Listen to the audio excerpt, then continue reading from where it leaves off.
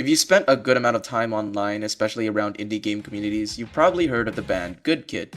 Even if you didn't realize it at first, their music has this weirdly recognizable and emotional, simple, clean tune to it, and that's kind of the whole point of why they stand out. Good Kid started as a small indie rock band from Toronto, Canada. The group consists of four members, one vocalist of being Nick Frost, guitarist Jacob, bassist David Wood, and their drummer John Caroluk. They didn't come from a big label background or anything crazy. They were just a group of friends making music together, which honestly explains a lot about their sound.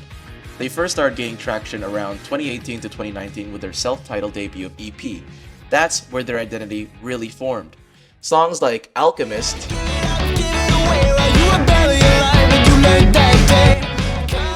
No Time to Explain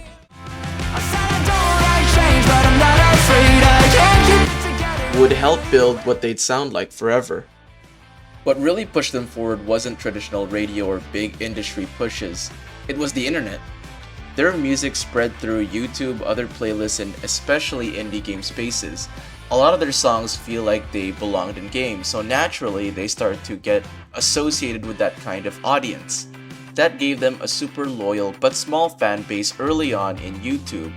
But what makes them even more interesting is that their connection to gaming and internet culture isn't just a coincidence. Before they were even fully established as a band, the members were studying computer science at the University of Toronto. They weren't just musicians, they were programmers, people who understood how the internet works, and you can kind of feel that in their music.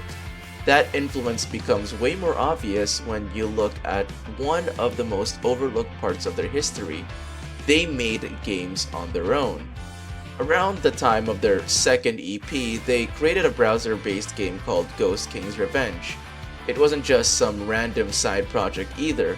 It was tied to an ARG they were running online, where fans had to piece together clues and follow a story involving their mascot, Nomu Kid. The game itself even featured a chiptune-style versions of their songs, turning their music into something you could literally play through. That's a huge detail because it shows that Good Kid wasn't just accidentally appealing to gamers. Their entire creative identity was built around the overlap between music and games through the internet. And when you look at how they grew, it all lines up. Instead of going through traditional industry routes, their music spread through YouTube videos, and they even had a Twitch channel and other online communities. They even made the decision to let creators use music freely, which helped them spread even faster. At one point, their songs were even featured in things like in-game radio, pushing them further into the digital space they already naturally fit into. So by the time you get to later releases, it doesn't feel like Good Kid is trying to sound like a video game band. It feels like they just are one without ever needing to say it out loud. As they moved into later projects, they didn't dramatically change their formula either, and that's what actually makes them really interesting. Instead of reinventing themselves, every release they were already redefining what they already had, kind of sticking with the same formula. Their sound sits in a mix of indie rock, alternative, and a little bit of pop with a subtle math rock adjacent rhythmic precision in their guitar work. It's not math rock in the technical time signature heavy sense, but you can hear the influence in how tight or syncopated and rhythm focused their riffs are compared to more traditional rock styles. Most of their music is built around clean, bright guitar tones, often using arpeggiated patterns, palm-muted rhythms, and melodic lead lines that sit clearly on top of the mix instead of heavy distortion or dense layering, which gives their songs a very clear and readable structure to it.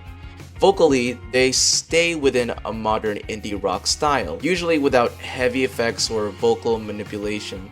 It's designed to feel direct and human rather than overly produced or stylized. In their modern production, everything feels extremely controlled and balanced. The guitars are bright and compressed, and the drums are punchy without overpowering the mix. So when people say their songs sound the same, what they're really reacting to is not laziness, but consistency. They have built a highly intentional sonic identity through repetition and refinement. The chord progressions, tempos, and guitar tones are the song structures all exist within a tight creative range, which makes every track feel like it belongs in the same universe. This is where early ideas like their mascot concept began to appear. The character that they had, Nomu Kid, right? They started as a simple visual symbol tied to the earliest releases. At this stage, most of the creative focus was still on the music itself. The band members, who were all still studying computer science and balancing school, were still in early production work and learning how to release music independently online. Because of that background, their approach to releasing music was already very internet native, structured like a digital project rather than traditional album cycles. Even though the band didn't explicitly build a full storyline yet, this is where the supposed lore begins in an unofficial way, not written directly by the band at first, but formed through community interpretation. A key contributor during this phase was X-Ray Alpha Charlie, one of the most important visual collaborators tied to the project's modern storytelling style. Her work is widely recognized for its highly 2D expressive animation, cinematic pacing, and emotional character framing. The ability to translate songs into what feels like episodic visual narratives rather than standalone music videos. While other artists also contributed to album art and visual consistency across various releases, she became the most recognizable force behind the project's narrative presentation. Her animation style helped unify different songs into consistent emotional and visual language, turning the world of Good Kid into an interconnected cinematic universe in a way. Several important shifts began to happen simultaneously.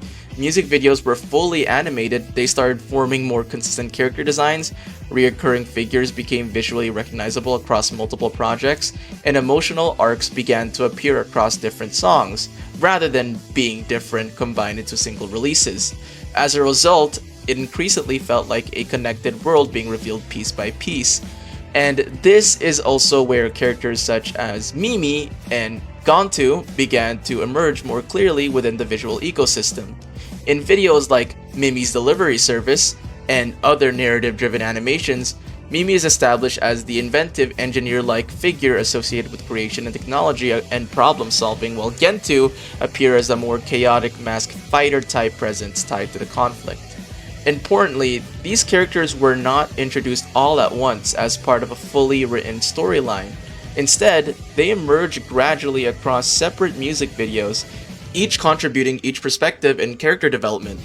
Over time, fans and animators began connecting these fragments into a broader shared universe, reinforcing the idea that all of these stories were part of one continuous settling. By the release of Good Kid 3 and other projects, the fanbase and community documentation had effectively formalized what the universe had become. At this stage, the collective understanding of Good Kid's visual identity had become moved beyond interpretation and into a semi-cultured, shared lore system. There were other new characters and returning ones such as Nomu and Rebel, and this new one that released recently on the song Cicada. The world itself is commonly referred to in the fandom space as Neo 2. However, it's important to distinguish between official material and fan construction. While the band clearly supports recurring characters, interconnected visuals, and ARG-style engagement, much of the more detailed, fully structured plot, including specific world names, faction systems, and deeper timeline mechanics, comes from collaborative fan interpretation rather than fully committed official narrative documentation.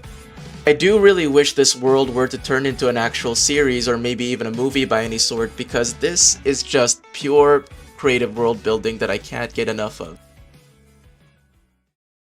Overall, Good Kid stands out as not just because of their sound, but because of how consistently they've built a strong emotional identity through their music.